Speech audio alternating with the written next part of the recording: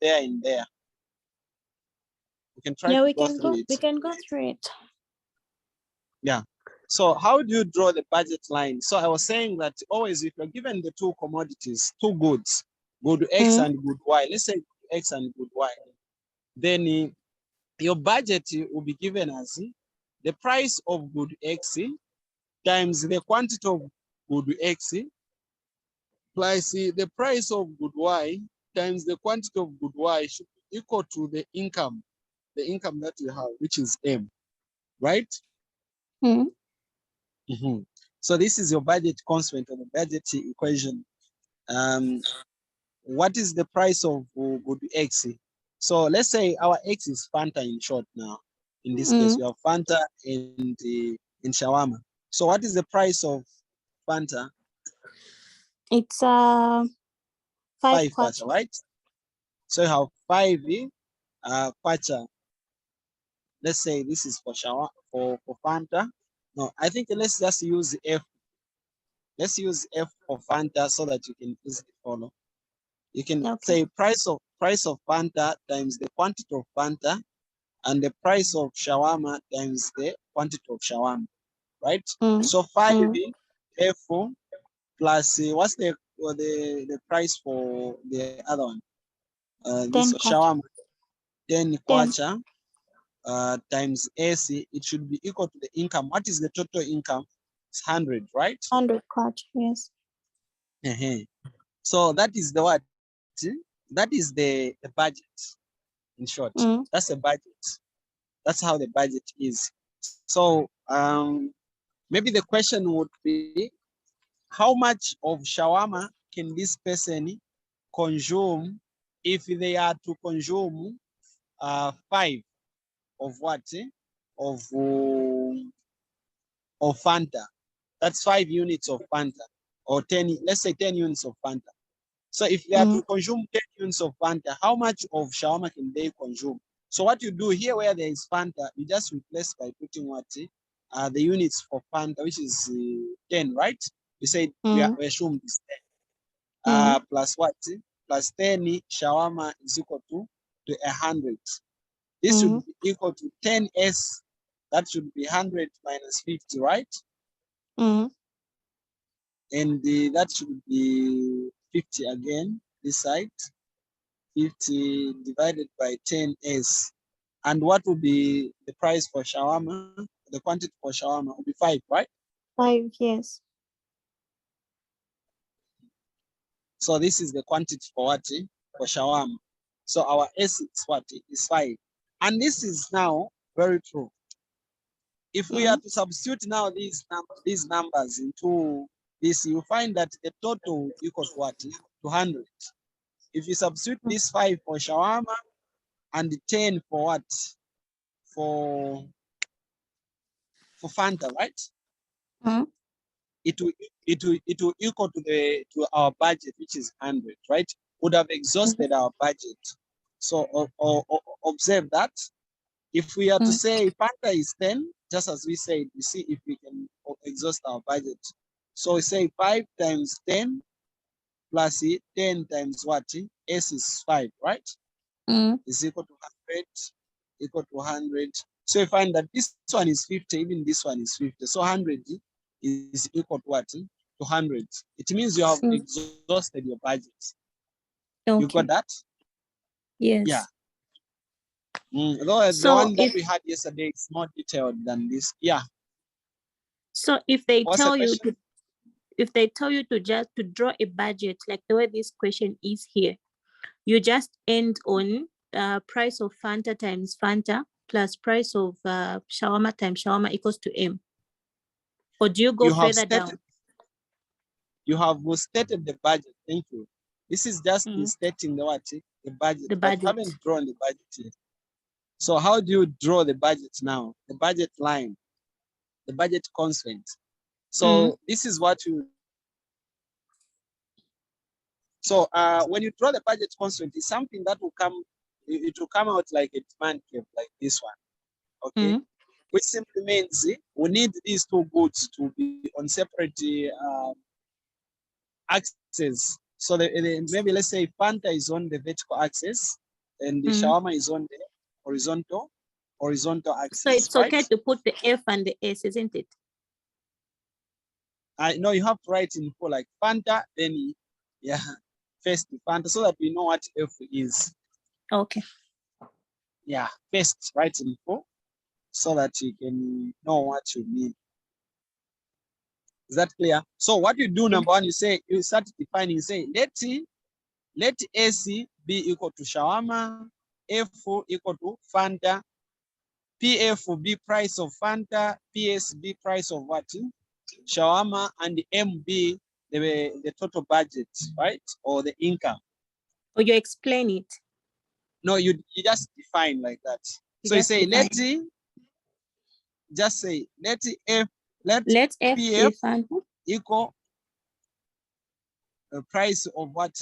Of Fanta, right? Then the PSC price of what? Price of shawarma. Then AC quantity of what? Shawarma. And the F quantity of what? Of Fanta. Then M equal to income, right? When you define like this on top, it's easy for someone who is following to know what you mean by writing now. What is PF? What is F? What is PSO? You get. So don't go direct to do the initials before you define what you mean. Okay. Right. So now we will need to come up with this budget constraint or this budget line that takes the shape of the demand curve. So how is it done? This is how it is done. So if you want, we have said that Fanta will go on a bit. Fanta here. You want to know the last number that should be here on Fanta on the horizontal axis. And you also want the last number that should be on shawarma here on the horizontal axis. This is the vertical axis for Fanta and the horizontal axis for shawarma. So how do we get to find those? If you want Fanta, you set shawarma equal to 0. Okay? If you want Fanta, then you set the quantity of shawarma equal to 0. So you say 5 Fanta is equal to so that you are able to follow him, not go direct. Is equal to 10 times the shawarma is now 0, right? That's what I've said. We have set it equal to 0. And then we have 5 Fanta equal to what? Equal to 100. And then we divide what? We divide through. We divide what? We divide through so that our Fanta can be equal to what? To 20, right?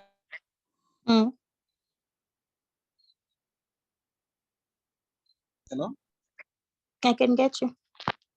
Yeah, so it means that on the vertical axis where we want to put Fanta, the last number of what will be 20, right? I've said it would be more like this. So the number which would be here of 20. What about on the axis for shawarma now? So the intercept for shawarma shall be given by making now Fanta 0. Okay? You make Fanta 0, then you get the intercept for shawarma. How do you make Fanta equal to 0? This is how it is done, so that you can get shawarma now. You have gotten Fanta to be equal to what? To 20, right? Then we want shawarma. So for shawarma, we set Fanta equal to 0. So it's 5 times 0 plus 10 AC, that should be equal to 100, right? This will give us 0. So we just divide through by 100 and 100 so that shawarma can be equal to what? To 10, right? Is it? Yeah. So I've seen that Fanta is 20, then shawarma is what? Is 10. Those are intercepts. Those are just the intercepts. 20 and what? And 10. So how do you draw this now? Drawing. How do you draw this now? But first, have you followed before you can draw? Drawing is easy. It's straightforward. Have you gotten the gist behind getting this budget constraint? You just this budget, yes, this formula, it's very understood. But then the coordinates why you are assuming the 20. Oh, okay. Do You just come up with. Are you fine up to here? Yes. Up to, yes. What's confusing me is the numbers that you're putting in now. Do you just get any number or those coordinates are fixed? Okay. Let me get this one, for example. I've said that, are you fine with here up to this point? This one I've settled. The 5 Fanta. 500 plus 10 shawarma equal to 100, right? Yes. We have said these are prices. These are yes, just those prices. are prices. Yes. Then that's now, the income, listen. the M being the income. So for you to get the intercept for Fanta, okay, I've said that when you draw the budget constituent, it takes this form, this shape, right? It takes this shape. It will be graphed here. It needs to be graphed. So there should be these intercepts, these last numbers here. We call them the intercepts so that the budget line can be straight like this. That's your budget. So how do you get these numbers now? That's my question. The number which is here, here for Fanta, for shawarma. If you want to get for Fanta, you just set shawarma equal to 0. If you get for Fanta, then shawarma should be equal to 0. Okay? That is to say, if you use all your money, did you get that? If you use all your money to buy Fanta, then it means you have gotten what? Because getting the intercept, it means you have used all. You have used all your money to buy Fanta. It means you get 0 of shawarma. So that's how you substitute where there is shawarma here, 0. So you have 5F plus what? 10 times 0, right? 0. Equal to Yes. 100. Then when you divide through by 5 and by 5, your what? Your F is equal to what? Is equal to 20, right? So that's your Fanta, meaning that's the intercept for the Fanta axis. That axis that has the Fanta. Okay. Then for what's the other one? For shawarma, you set now Fanta equal to 0. Okay. So say 5 times Fanta 0 plus 10 times shawarma is equal to what? 300, right? Then this will be 0. So we divide through by 10, so that our shawarma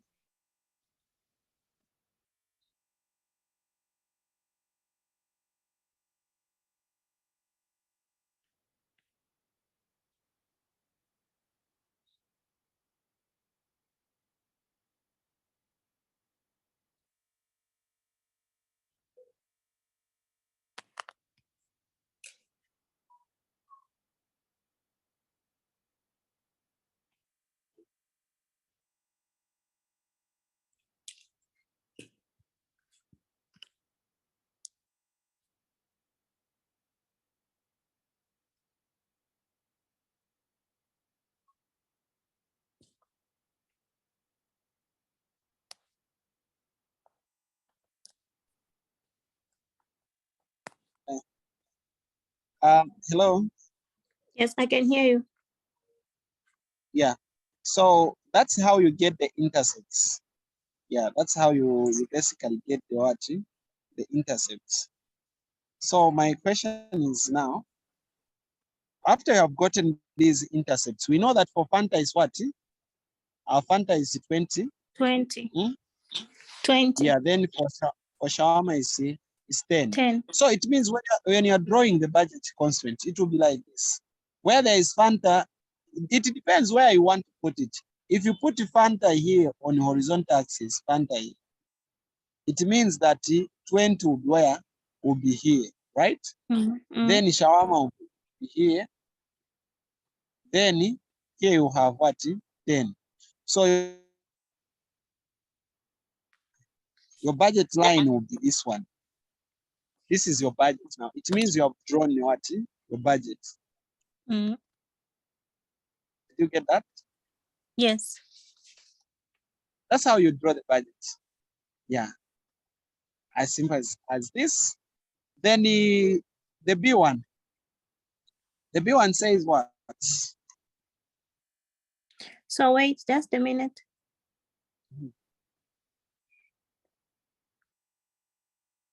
Hello? Hello. Okay. So if it depends with the marks that they've put here, do you need to explain all those things on the paper? Or you put them No, on you graph? you don't need to explain. It's only that me, I'm teaching. I want you Okay. to understand. That's Yes, why I'm that's that. explaining all these So things. you just do it on a rough paper to come up with those coordinates, and you put the final on the answer sheet, right? No, you have to show. Like you I can show. show your working. You can show your working. It's just straight, Okay. just to show that the budget constraint plus what? After defining, giving those definitions that I told you. The definition, let F be this, then you have this equal to 100. Then you can say for S or for Fanta, then you show that you get Fanta, you get 5F, that should equal to what? 200, because this one would have become 0. So Fanta would be equal to what? To 20. Okay. Then you go to shawarma. Our shawarma as well will be 10 AC. That should be equal to 100, right? We divide through by 10 so that our shawarma can be equal to 10. Then you just draw now your constraints, like 20, 10, like that straight. Did you get it? Yes, I have. Number B says, lifeless Piri with 500 kwacha is intending to spend on a chicken pie, which costs 15 kwacha, right? So yes. let PC be price for what? Price for chicken, right? Yes. And what else? Pure joy, PJ be price for what? For pure joy, right? Yes. Then C be quantity for what? For chicken. And the J be quantity for what? For pure Quantity joy. for pure joy. And then M be our what? Our income. Have you seen they have given the definitions? Then I'm free to use these initials now, because I've given the definition of what they are. So I can move now straight.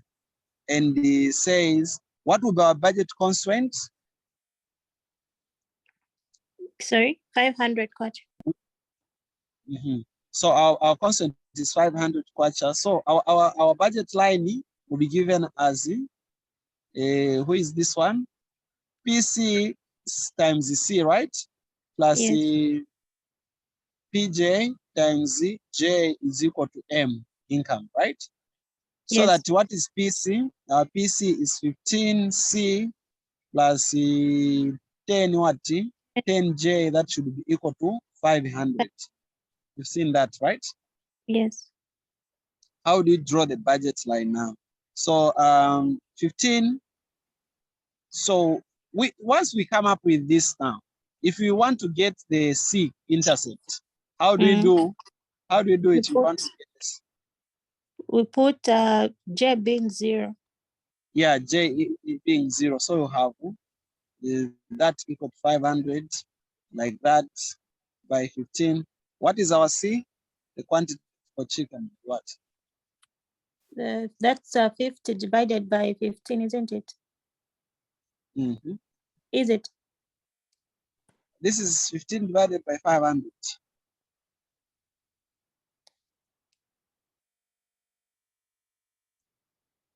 34, 33.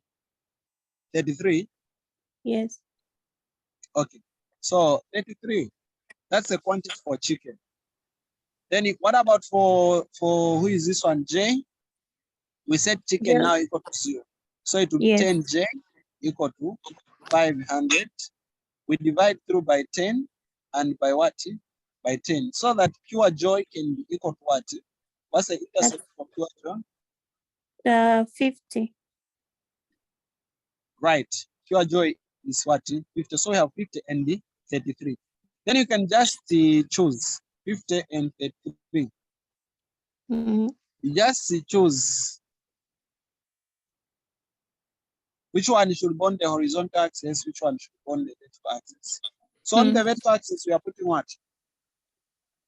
On the left, we can put the horizontal, we can put the chicken pie, then down there, Sorry? pure joy. We can put chicken pie. CP. Oh, chicken pie. So you can write chicken pie here. Then here we can write what? What is it? PJ, pure joy. Pure joy. PJ. So on a PJ, what's the intercept? What's the last number? 50. On pure joy is 50. Here it is what? 33. Then you just join like that. So that's how you draw the budget concept. Did you get it now? Yes, I have. Any question? No. Now, let me talk about the concept of the indifference curves now. Of the what? Indifference curves. Indifference curves on question number 4. Draw and describe the indifference curves with two goods that are perfect and imperfect goods. But let me just begin with the normal goods since I'm teaching. So what is there? An indifference curve. Okay, an indifference curve, it is basically just a curve, okay, that shows the possible combination of the two goods that a consumer can consume whilst maintaining the level of utility or the level of satisfaction. It's a curve, right, that shows the possible combination of the two goods, let's say good X and good Y, that a consumer can consume whilst maintaining the level of utility or the level of satisfaction.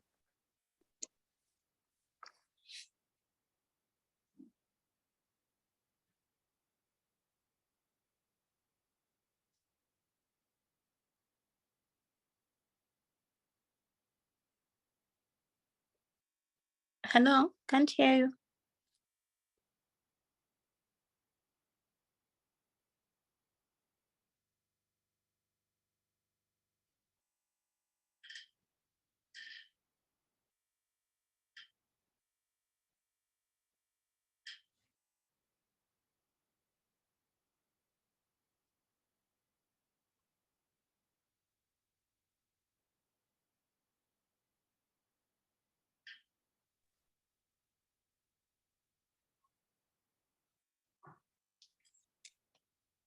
Right. So I was saying that you have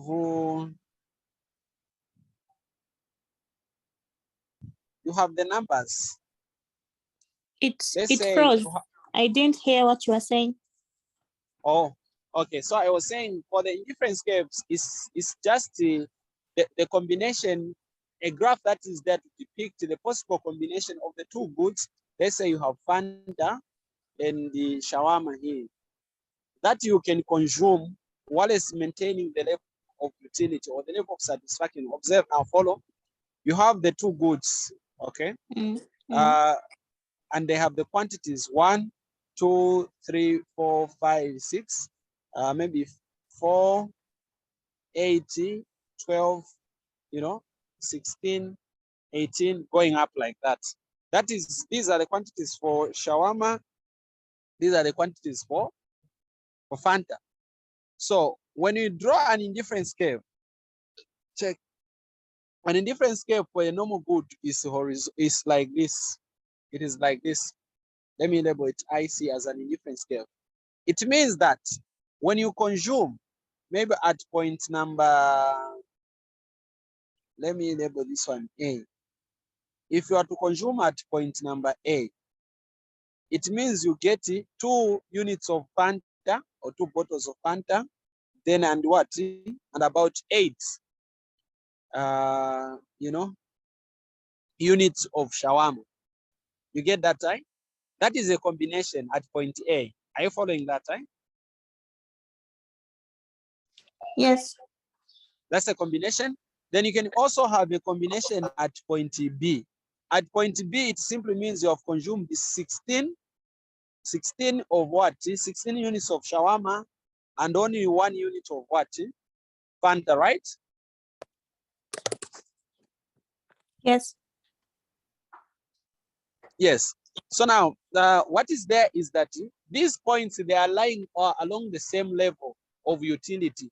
You know, indifference curve is just the level of utility. So they are lying along the same indifference curve. So at this curve, all the points that lie at this same point, at this curve, at one curve, they have got the same level of utility.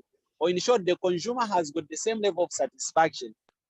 The consumer can still be happy if they consume at point number B, that is to say 16 units of shawarma and 1 unit of Fanta. They can still be happy at the same time if they consume that A, where they get only 8 units of shawarma and 2 bottles of what? Of Fanta. You're following, right?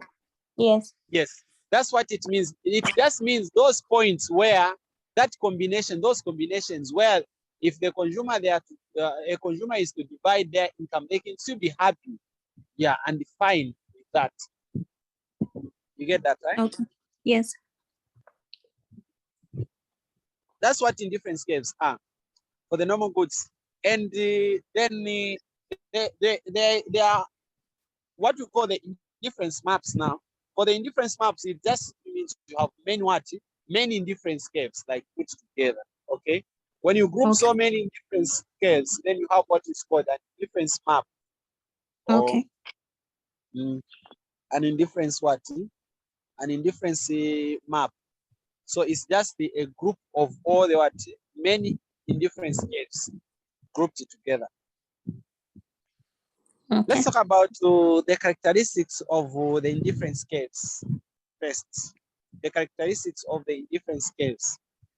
So the characteristics of the indifference curves, number one, is that they are downward sloping. Those are properties, right? Downward sloping. They are downward sloping. Like the way how you have seen them, like this. The indifference curves are downward sloping. Okay? Yes. At the same time, the indifference curves, they are convex about the origin. They are convex about the origin. To be convex, it means to take this shape, right? Then to take this other shape is to be concave. This is concave, this is convex. That's what they mean. Those are just some of the properties. Then these indifference curves, okay, they have a property that they don't cross each other, okay? Indifference curves don't cross each other, right? They can never cross each other. That's why I've shown you that there can only be one indifference curve here, then another one which is higher than the other, or the other one that is lower than the other. They can't just cross each other or be the same, okay? So the indifference curve, because they're showing us the levels of utility. So they can't just cross because the levels of satisfaction cannot crisscross. They can't cross. Yeah. Yeah, those are some of the properties of the indifference curves that we have to notice and learn. Then we need to learn that when it comes to the indifference curves, the indifference curves, the higher the indifference curve, the higher indifference curve, it gives the highest level of what? Satisfaction, okay? The higher indifference curve gives the higher level of satisfaction. So if you have these indifference curves labeled as A and B, it means that indifference curve A gives us a higher level of satisfaction than point what? Indifference in ICB, right? Because the ICB is lower than that. So the higher the indifference curve, the higher the level of satisfaction that a consumer obtains if they are to consume at that point or at any point that is along that indifference curve. You get that, right? Yes. We've said that all the points that are along the same indifference curves, they give us the same level of what? Satisfaction or same level of utility. All right. Then from there, you need to learn that the indifference curves take the different shapes according to the nature of the goods. Okay, according to the nature of what? Of the goods. If the goods are substitute goods, like the way how the question is saying, where is this question number 5? Draw and describe the indifference curves associated with the goods that are perfect substitutes. Okay, if the goods are perfect substitutes, then the indifference curves are like the demand curves. They are horizontal like this. These are indifference curves. You get that, right? Yes. They are just more like the budget lines. That is for the perfect substitutes. But if they are complementary goods, for complementary goods, let me put them in blue. This is they are like this. They are L-shaped like this. Okay. Okay. These are the indifference curves. That's for complementary goods. Okay. What do you think substitute goods are? Do you have any idea of what they are? Something you can get in place of something that's not there. Exactly. So those are substitute what? Those are substitute goods. What about the complement goods? Are they the similar ones? It's like same. Complement goods, they complement each other, meaning these commodities you consume them at the same time. Okay, like car and fuel, car and fuel. You can't get car without fuel, just like that. And things like maybe sugar and tea, you know, those that move together. Yeah, those are complement goods. So if the two goods are complement goods, you find that if you, let's say the good X, good X is this one which lies on the horizontal axis, then good Y is this one which you decide to put on the Y axis. If this one is a complement of this, then you find that the indifference curves will be L-shaped. But if they are substitute goods, both of them, you just find that have these straight lines. Got that? Yes. Okay.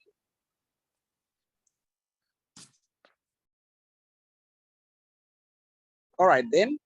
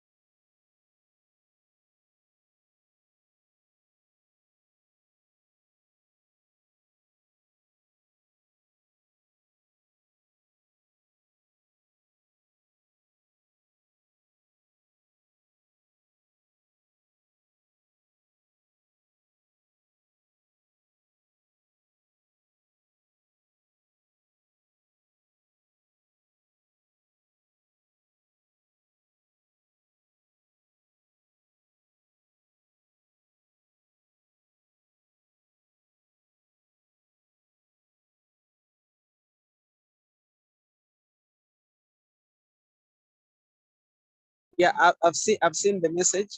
We are ending soon. No? I'm here. I'm here. I was saying we are just ending very soon. I just Oh. wanted to talk about the 2 points, the concept of marginal utility, Oh. cardinal. Okay. So with cardinal utility, you make an assumption that utility can be measured. Okay, utility can be what? Can be quantified. Measured. Can be quantified. So that's what you assume under cardinal utility. Like you can use numbers to state the level of satisfaction that you get, that I have such level of satisfaction in terms of numbers. That's about cardinal utility. But when it comes to ordinal, with ordinal, this is the one for indifference curves. Now, this is ordinal utility. Under ordinal utility, you assume that utility cannot be measured, okay? Cannot be quantified, can't be quantified. Instead, it can just be ranked, okay? It can just be ranked. You can rank this via the indifference curves. You can rank the utility levels via the indifference curves instead of just stating the number of satisfaction that you get, like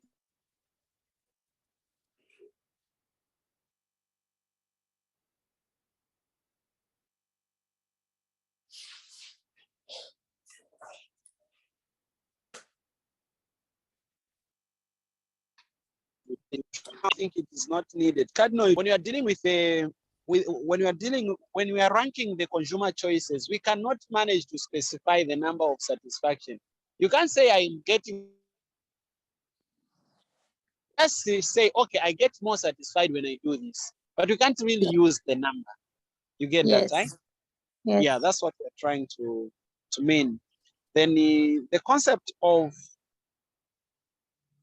this is the last one, the concept of marginal rate of, You're breaking.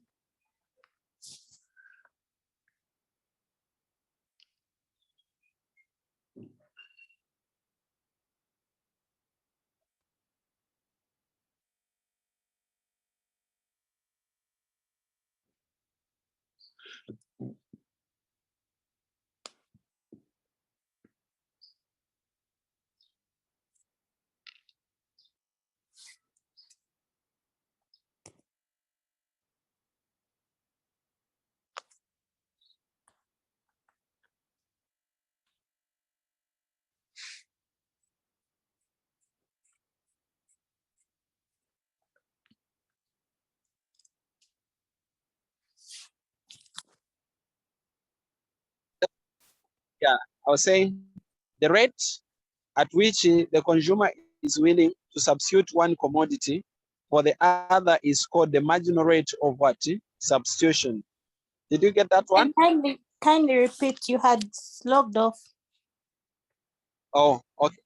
I'm saying that the rate, okay, basically the rate at which the consumer is willing to substitute one good for the other. Substitute one commodity or one good for the other. So are you willing? So that rate at which you are willing to substitute the one commodity for the other is called the marginal rate of substitution. Did you get that one? Yes. Sure. Any question? On the difference between ordinal and cardinal, I didn't get the explanation why cardinal utility is not needed in order to rank consumer choices. Okay. Is that the reason you gave for that you can't assume the number at which you're going to have the satisfaction? Yes. Why it is not needed in ranking consumer choice?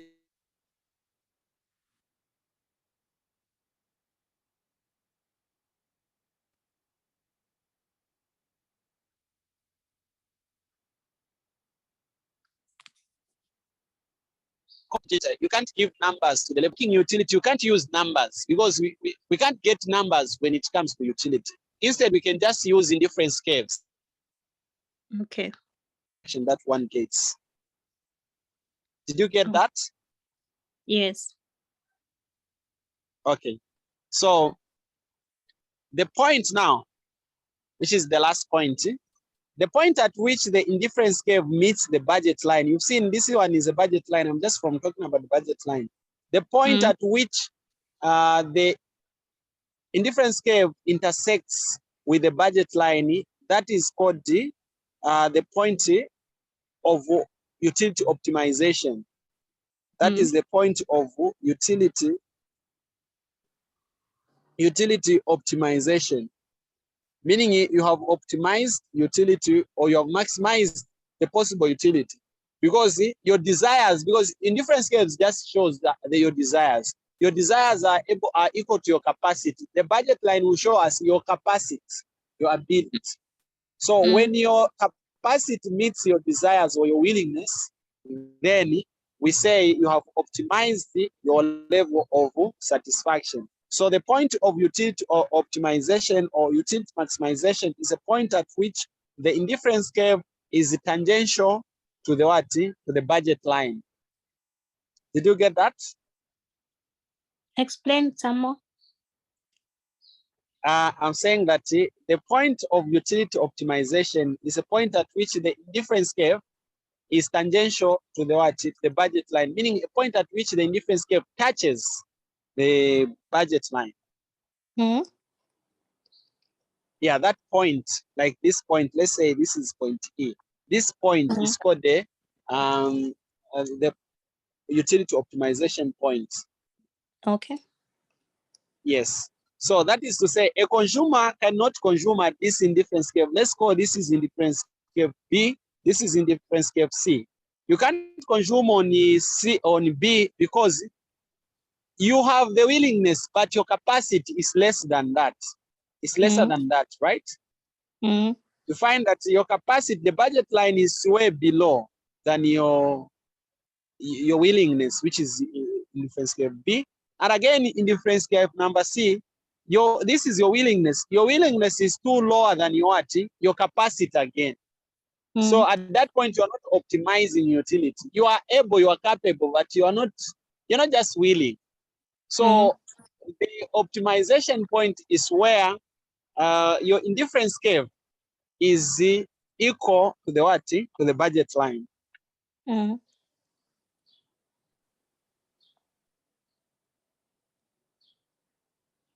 Hello? I can hear you now. Did you get that now? The network is very bad. Okay, can you hear me now? Yes, yes. No. Oh yeah. So that's what I was just trying to say. Okay. So I was trying to say that the indifference curve is tangential to the budget line at optimization point, at utility optimization point. Yes, that's what I was saying. Okay. Sure. Any question? No, you are very clear. Okay. You're going to send even this one, isn't it? For future reference.